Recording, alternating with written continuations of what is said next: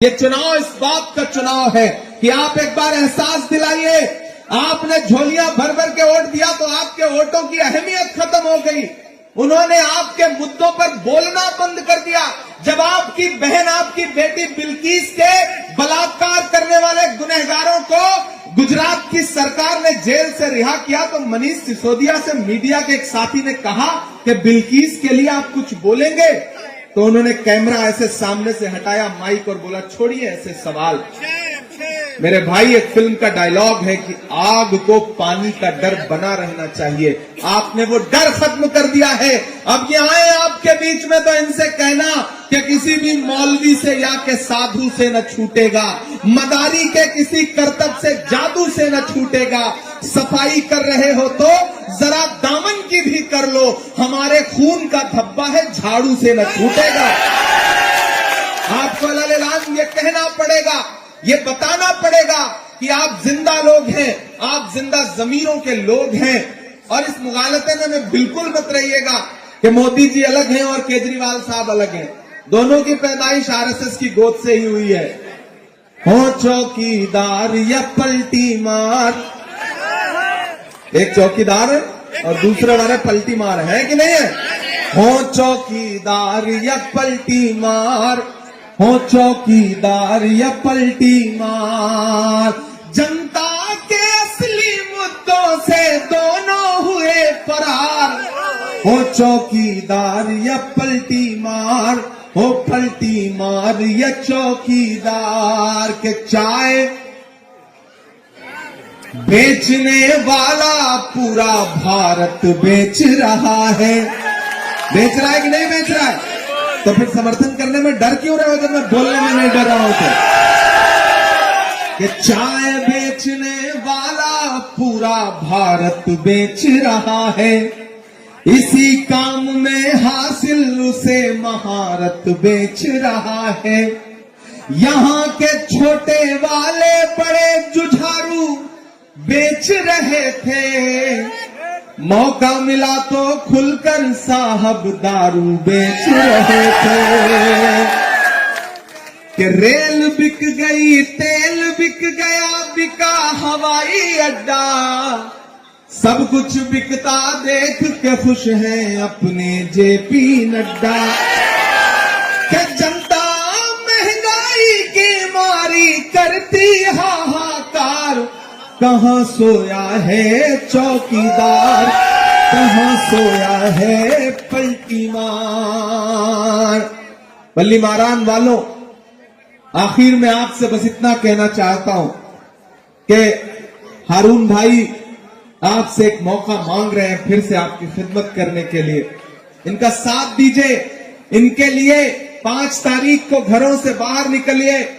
किसी ने कहा है कि जब तक शेर अपनी कहानियां खुद लिखना नहीं सीखेंगे तब तक शिकारी अपनी कहानियों में खुद को महान बताते रहेंगे। मुझे पता है यहां तमाम दानिश्वर लोग बैठे हैं, पढ़े लिखे लोग खड़े हैं। आप जिधर चल पड़ते हैं बल्ली मारान का रुख उधर चल पड़ता है, आप जिधर चल पड़ते हैं हवाएं उधर चल पड़ती हैं। इधर जो नौजवान साथी खड़े हैं, जिस ओर जवानी चलती है उस ओर जमाना चलता है।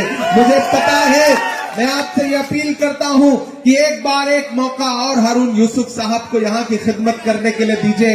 ये यहाँ की असेंबली में, दिल्ली की असेंबली में खड़े होकर के आपके मुद्दों के लिए बोलेंगे।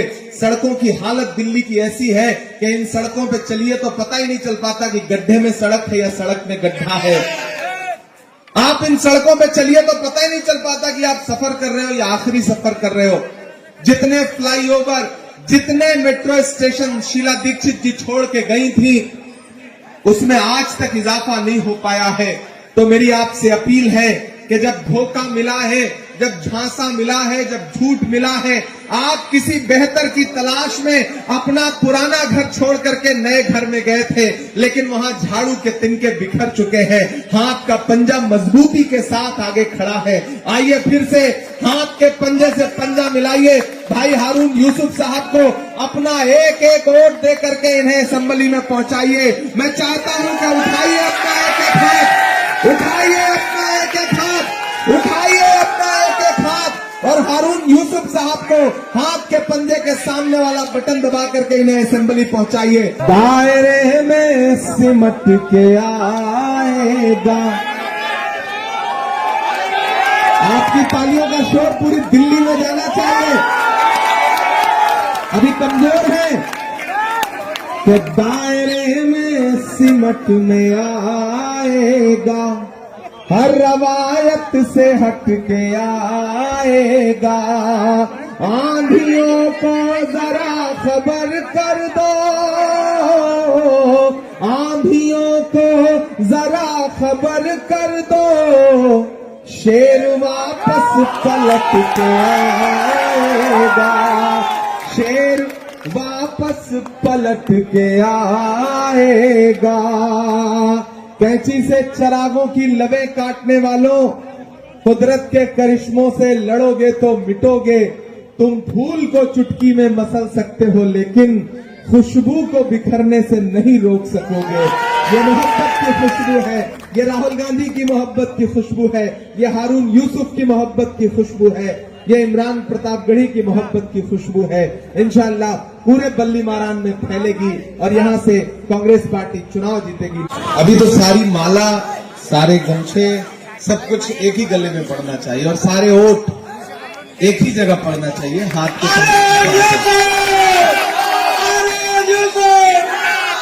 बहुत दिन से सोच रहा था कि कभी आपके इलाकों में आऊंगा, आपसे गुफ्तगू करूंगा, आपसे बातचीत करूंगा। आज आया भी हूं तो एक चुनावी मौके पे आपसे बातचीत करने के लिए आया हूं। आपके चहेते नेता, आपके चहेते कैंडिडेट और जिनसे आपका एक बड़ा पुराना सा रिश्ता है, ऐसे भाई हारून यूसुफ साहब, जिन्हें कांग्रेस पार्टी ने फिर से अपना नुमाइंदा बना करके आपके बीच में भेजा है, उनके लिए आपसे अपील करने आया हूं। यहां दाहिनी जानिब से लेकर के पीछे तक जो हमारे नौजवान साथी यहां खड़े हैं, जो बुजुर्ग खड़े हैं, मैं थोड़ी देर आपसे गुफ्तगू करूंगा और कोशिश करूंगा कि आपसे थोड़ी संजीदा बातचीत कर सकूं। मेरे भाई, सिर्फ खंजर ही नहीं, आंखों में पानी चाहिए। सिर्फ खंजर ही नहीं, आंखों में पानी चाहिए। ऐ खुदा, दुश्मन भी मुझको खानदानी चाहिए। सिर्फ खंजर ही नहीं, आंखों में पानी चाहिए। ऐ खुदा, दुश्मन भी मुझको खानदानी चाहिए। सिर्फ कब्रों की जमीनें दे के मत बहलाइए, राजधानी दी थी हमने, राजधानी चाहिए। आने वाली 5 तारीख को आपको घरों से बाहर निकलना है और न सिर्फ बल्ली मारान के मुस्तकबिल का फैसला करना है, बल्कि दिल्ली के मुस्तकबिल का भी फैसला करना है। यह चुनाव बहुत जरूरी चुनाव है। अगर आपको लगता है कि यह सिर्फ एक एमएलए चुनने का चुनाव है, तो आप गलतफहमी के शिकार हैं और छोटा सोच रहे हैं। दरअसल इस चुनाव पर पूरे मुल्क की नजरें हैं। एक तरफ वो लोग खड़े हैं जो 2013 से और 2025 तक, याद करिए, जंतर मंतर हो या रामलीला मैदान हो, आरएसएस के इशारे पर बुला करके बिठाए गए अन्ना हजारे हो या अरविंद केजरीवाल और मनीष सिसोदिया हो, वो आंदोलन चल रहा था, लोकपाल आंदोलन, भ्रष्टाचार के खिलाफ, और भला बुरा किसे कहा जा रहा था, शीला दीक्षित जी को और डॉक्टर मनमोहन सिंह साहब को। मैं जहां खड़ा हूं, मुझे पता है ये दानिश्वर लोगों की सरजमीन है, ये कारोबारी लोगों की सरजमीन है। जितने लोग यहां मौजूद हैं, इसका 10 गुना लोग अपने घरों में हैं और मेरी आवाज उन तक पहुंच रही है। मैं थोड़ी देर के लिए आपसे मुखातिब हूं। मैं आने वाला था तो आज दिन में सोशल मीडिया पे एक वीडियो वायरल था, जिसमें आपके मंत्री साहब हैं, मेरे हम नाम है तो मैं नाम क्या ही लूं, बस हम में और उनमें इतना फर्क है कि मैं मुसलसल बोलता रहता हूं, वो मुझे आज तक कभी बोलते हुए भी नहीं मिले, हमेशा चुप ही रहे। मैं इसलिए जिंदा हूं कि मैं बोल रहा हूं, दुनिया किसी गूंगे की कहानी नहीं लिखती। मैंने वो वीडियो देखा और उसके बाद मुझे लगा कि यहां के लोगों में गुस्सा है, चाहे वो कोरोना हो या उसके बाद के तमाम जो काम है उस सबको लेकर के मौजूदा हुकूमत के खिलाफ आपने गुस्सा है। मैं आपको थोड़ा सा और पीछे ले चलना चाहता हूं। याद करिए 2013 में, 2014 में इस सदी के सबसे शरीफ प्रधानमंत्री डॉक्टर मनमोहन सिंह साहब के बारे में क्या क्या कहा था अरविंद केजरीवाल जी ने, मनीष सिसोदिया जी ने और उनकी पूरे झुंड ने। शीला दीक्षित जी जो आज हमारे बीच में नहीं है, उनके बारे में क्या क्या कहा था। आज डॉक्टर मनमोहन सिंह साहब पर्दा कर गए, वो बेचारे दुनिया से कूच कर गए, तो पूरी दुनिया को उनकी शराफत की याद आई। पूरी दुनिया को लगा कि क्या शख्स था जो हमारे बीच से चला गया। लगा सका न कोई उसके कद का अंदाजा, वो आसमां था मगर सर झुका के चलता था। डॉक्टर मनमोहन सिंह साहब के बारे में क्या क्या कहा था उन्होंने कि भ्रष्टाचारी है, ऐसे हैं। आप तो बल्ली मारान वालों ये जानते हो ना, इस बात पे ईमान रखते हो ना कि कुदरत की लाठी में आवाज नहीं होती है। वो अपने शरीफ बेटों का बदला लेती है तो बहुत खामोशी से लेती है। याद करो आरएसएस के इशारे पर किस तरह से डॉक्टर मनमोहन सिंह साहब को भला बुरा कहा था, इन्हीं अरविंद केजरीवाल ने, इन्हीं मनीष सिसोदिया ने। और फिर कुदरत ने ऐसा बदला लिया कि डॉक्टर मनमोहन सिंह साहब के दुनिया से कूच करने से पहले उसी भ्रष्टाचार के आरोप में यही अरविंद केजरीवाल और उनकी पूरी कैबिनेट को जेल काट के लौटना पड़ा। यह है कुदरत का इंसाफ, जो कुदरत ने इंसाफ किया है। अब एक बार फिर वो आपके सामने आए हैं अपना काम गिनाने के लिए, वोट मांगने के लिए। मुझे जो यहां के कैंडिडेट हैं उन पे कुछ नहीं बोलना है, उनके मैं छोटे शिकार नहीं करता हूं, छोटे शिकार भी नहीं करता हूं और मोटे शिकार भी नहीं करता हूं। मुझे तो सूबे के मुख्यमंत्री से, पूर्व मुख्यमंत्री से बात करना है। आपने पिछले 2 चुनाव में झोलियां भर भर के वोट दिया है आम आदमी पार्टी को, बिना मांगे दिया है। लेकिन मुझे आपसे सवाल पूछना है कि जब दिल्ली जल रही थी दंगों में, जब आपके अंदर एक डर बैठाने की साजिशें की जा रही थी, तो क्या उस वक्त आपके सूबे का मुख्यमंत्री अरविंद केजरीवाल अपने घर से 2 कदम भी निकल करके पीड़ितों के साथ खड़ा हुआ? ईमानदारी से बताओ मुझे, आपने आज तक कोई फैसला लिया है या नहीं लिया है? कश्मकश में है, सब एक किनारे रखिए। बस मैं आपसे सवाल पूछ रहा हूं, मेरे सवालों का जवाब दीजिए। क्या जब दिल्ली में, पूर्वी दिल्ली में, जहांगीरपुरी में आग की लपटें थी, लोगों की जान जा रही थी, मजलूम परेशान थे, दुकानें जलाई जा रही थी, तो कोई अरविंद केजरीवाल अपने घर से निकला लोगों के साथ खड़ा होने के लिए? नहीं निकला। घरों पर मौजूद धुएं के निशान हटाने के लिए कौन निकला? राहुल गांधी निकला। गया पीड़ितों के बीच में, उसने ये परवाह नहीं की कि उसकी सियासत का नफा होगा या नुकसान होगा। वो शख्स गया और आपके साथ खड़ा हुआ, आपके जख्मों पे मरहम लगाने के लिए। मुझे बताओ कि जब हाथरस में एक दलित बिटिया का बलात्कार हुआ, रात के 2 बजे उसकी लाश को बिना घर वालों की मर्जी के जला दिया गया, तो निकला कोई अरविंद केजरीवाल अपने घर से? निकले कोई मनीष सिसोदिया अपने घर से? निकले कोई नरेंद्र मोदी अपने घर से? नहीं निकले। कौन निकला? राहुल गांधी निकला और उन पीड़ित परिवारों के पास गया और उनको अपने सीने से लगा के कहा कि राहुल गांधी तुम्हारे साथ खड़ा है। मुझे बताओ कि अभी जब संभल में पुलिस ने लाशें बिछा दी, तो निकला कोई अरविंद केजरीवाल संभल के मजलूमों के लिए? निकला कोई नरेंद्र मोदी जी अपने घर से उन मजलूमों के लिए? कौन जाने के लिए निकला? राहुल गांधी निकला, प्रियंका गांधी निकली। मुझे बताओ कि जब मणिपुर में बिना कपड़ों के बेटियों को परेड कराया गया, तो निकला कोई अरविंद केजरीवाल? निकले कोई नरेंद्र मोदी जी? नहीं निकले। कौन निकला? कौन गया उनके आंसू पोंछने? राहुल गांधी निकला। पूरे देश में नफरतें उफान पर हैं। आपके लिबास देख करके, आपका चेहरा देख करके, कब कौन सी सड़क पे किसको मार दे ये पता नहीं है। ऐसे वक्त में उन नफरतों के खिलाफ 4000 किलोमीटर पैदल चलने की जुर्रत किसने की?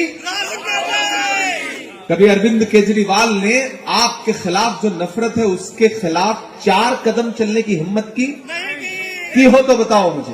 ये मेरे बड़े सुलगते से सवाल हैं। 4000 किलोमीटर कौन चला? राहुल गांधी चले। कन्याकुमारी से कश्मीर तक मैं साथ चला हूं। मुझसे लोग कहते थे इमरान साहब आप तो शायर हैं, आप राहुल जी के साथ चल रहे हैं, आप क्या कहेंगे? तब मैं कहता था कि जो हर जालिम से टकराएगी वो आंधी बनाऊंगा, जो हर जालिम से टकराएगी वो आंधी बनाऊंगा। नए अंग्रेज आए हैं, नया गांधी बनाऊंगा। वो आदमी चलता रहा अपने पांव के छालों की परवाह किए बगैर। मुझे आपसे सवाल पूछना है बल्ली मारान वालों कि अगर संभल में राहुल गांधी खड़ा है, अगर दिल्ली दंगों में राहुल गांधी खड़ा है, अगर हाथरस की बिटिया के साथ राहुल गांधी खड़ा है, अगर एनआरसी में मारे गए बेटों के साथ राहुल गांधी खड़ा है, अगर मणिपुर में राहुल गांधी खड़ा है, अगर कन्याकुमारी में राहुल गांधी खड़ा है, कश्मीर में राहुल गांधी खड़ा है, अगर डॉक्टर बाबा साहब अंबेडकर के आईन को, संविधान को बचाने के लिए राहुल गांधी खड़ा है, और फिर आप अपना वोट किसी बहुरूपिये को देंगे तो फिर आप नाइंसाफी करेंगे। अपने जमीर के साथ, अपनी खुददारी के साथ मैं आपसे ये कहने आया हूं, ये चुनाव बहुत जरूरी चुनाव है। एक तरफ बड़े वाले हैं, एक तरफ उनका छोटा रिचार्ज है। मैं नाम नहीं लूंगा, नहीं आप समझ जाएंगे कि मैं अरविंद केजरीवाल की बात कर रहा हूं। एक तरफ बड़े वाले हैं मोदी जी, दूसरी तरफ उनका छोटा रिचार्ज। एक ने चाय बेची, दूसरे ने शराब बेची। बेची कि नहीं बेची? और आप तो वो लोग हैं जिन्हें हराम और हलाल का फर्क पता है। अल्लाह ने ये सलाहियत दी है आपको कि हराम और हलाल का फर्क जानते हैं आप। आते थे मफलर लपेट के वैगन आर में, याद है? कूद के पोल पे चढ़ जाते थे और आपको चने के झाड़ पे चढ़ा देते थे। करते थे कि नहीं? इन दिनों मफलर उतर गया, गाड़ी बदल गई, और जो खांसते रहते थे वो खांसी भी खत्म हो गई। उनकी खांसी खत्म हो गई, पूरी दिल्ली खांसने लगी है इन दिनों। भाजपा ने दिल्ली की फजा को नफरत से जहरीला बनाया है और आम आदमी पार्टी ने दिल्ली की हवा को प्रदूषण से जहरीला बनाया है। दोनों गुनहगार हैं। मैं आपसे ये कहना चाहता हूं साथियों, कि ये जो नफरत है, इसके खिलाफ मोहब्बत का अलम लेकर के कांग्रेस पार्टी ने भाई हारून यूसुफ साहब को आपके बीच में कैंडिडेट बना करके भेजा है। हारून यूसुफ साहब आपके अपने हैं। चिरागों के सफर में दबदबा हो आंधियों का, तो फिर अंजाम जुल्मत के सिवा कुछ भी नहीं होगा। ये दुनिया नफरतों के आखिरी स्टेज पर है, इलाज इसका मोहब्बत के सिवा कुछ भी नहीं होगा। वो मोहब्बत का संदेशा लेकर के आपके बीच में हारून यूसुफ साहब खड़े हैं। मैं आपका बेटा हूं, मैं आपका भाई हूं। देश की सबसे बड़ी पार्लियामेंट में, राज्यसभा में आपके मुद्दों पर लड़ता हूं, बोलता रहता हूं। मैं डरा नहीं, मैं झुका नहीं, कहीं छुप छुपा के खड़ा नहीं। जो डटे हुए हैं महाज पर, मुझे उन सफों में तलाश कर। ऐसा नहीं है कि हमें डराने की कोशिश नहीं की जाती, ऐसा नहीं कि हमें चुप कराने की साजिशें नहीं की जाती, ऐसा नहीं कि हम पे एफआईआर नहीं किए जाते, सब किया जाता है। लेकिन जब जब डराने की कोशिश की जाती है, तब तब अलग ऐलान में लोगों से बोलता हूं कि मत समझना। अब लगा कि मैं जिंदा दिल लोगों के बीच में खड़ा हूं। थक तो नहीं गए आप? मैं बहुत थक के आ रहा हूं। आपकी दाद, आपकी दुआएं, आपका जोश मेरी थकन कम कर देगा। कि मत समझना, डराने से डर जाएंगे। और पीछे तक लोग खड़े हैं, सबकी शिरकत हो।